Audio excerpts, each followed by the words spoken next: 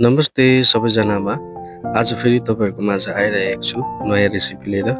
त्यो चाहिँ हो मटर पनिर। मटर पनिरको लागि मैले यहाँनिर प्याज, टमाटर, सुक्खा खुर्सानी अनि लसुन लिएको छु।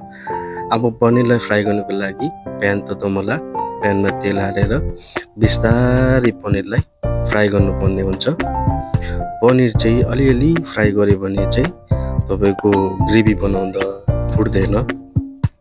जसमा पनिरलाई चाहिँ गोल्डन ब्राउन बनाउनुपर्छ है, बिस्तारै फ्राई गर्नुपर्छ। हेर्दै गर्नुहोस्, पनिरलाई सानो सानो क्युबलाई फ्राई गर्नुपर्ने हुन्छ।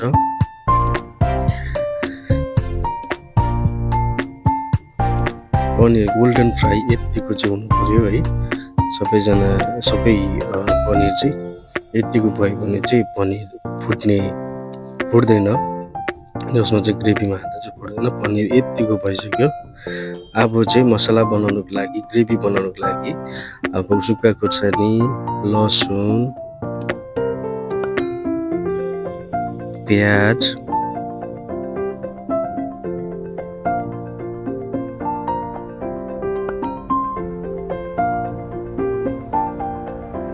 टमाटरलाई हालेर अलिअलि फ्राई गर्नुपर्ने हुन्छ। जसमा चाहिँ प्युरी बनाउनुको लागि है, मटर पनिरको प्युरी बनाउनुको लागि, ग्रेभी बनाउनुको लागि यसरी फ्राई गर्नुपर्ने हुन्छ। धेरै पकाउनु पनि पर्दैन, अलिअलि पकाउनु पर्यो है। जसमा चाहिँ ग्राइन्ड गर्दाखेरि चाहिँ राम्रो फ्लेभर आउँछ। यसरी फ्राई गर्दै गर्नुहोस् होला। अब यत्तिको भइसकेर चाहिँ हामी ग्राइन्ड गर्नेछु। यसलाई सेलाएर चाहिँ ग्राइन्ड गर्नेछु।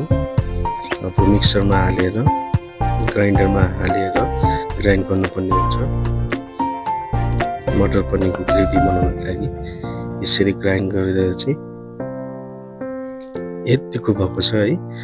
अब यसलाई चाहिँ एउटा बोल लिएर एउटा बोलमा ट्रान्सफर गरौँ।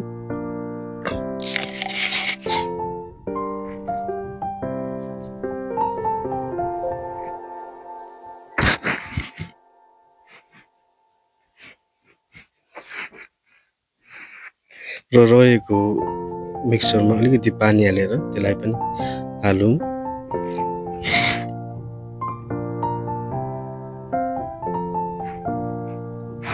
अब अर्को प्यान लिएर तेल तताएर अलिकति जिरा राखौँ होला। अब चाहिँ ग्रेभीको प्रोसेस गरौँ है।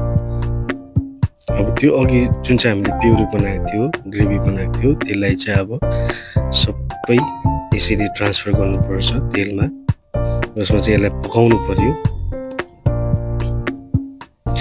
अब बिस्तारै चलाउँदै पकाउनु पर्ने हुन्छ। जसमा चाहिँ पाकिसकेर चाहिँ अब हामी राख्नेछौँ हर्दी,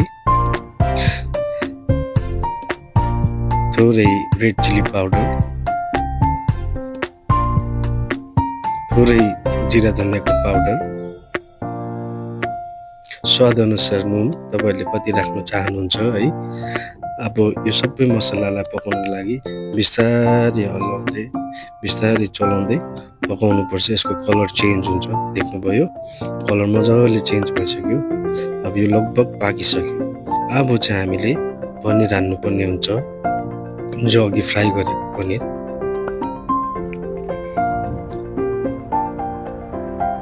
यहाँनिर मैले फ्रेस ग्रिन पिस पनि लिएको छु है। जसमा चाहिँ अब सबै यसरी हाल्नुपर्छ, छोडाको मटर।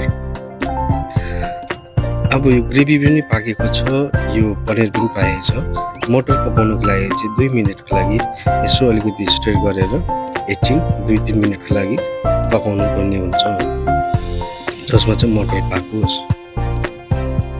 अब पाकिसक्यो। यो एउटा बोल लिएर अब म ट्रान्सफर गर्नेछु। मटर पनिर पाकेर यत्तिको रेडी भइसकेको छ।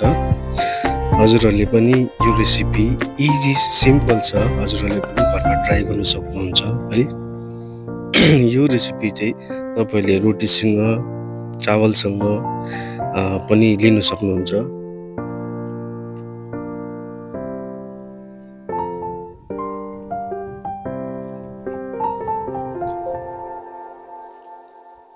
हजुरहरूलाई कस्तो के लाग्यो होला है, भुलचुक भयो भने क्षमा गरिदिनुहोस् र यसरी नै मलाई साथ सपोर्ट गरिदिनुहोस् भन्दै म आज हजुरहरूसँग बिदा लिन चाहन्छु। हुन्छ त सबैजना, बाई बाई।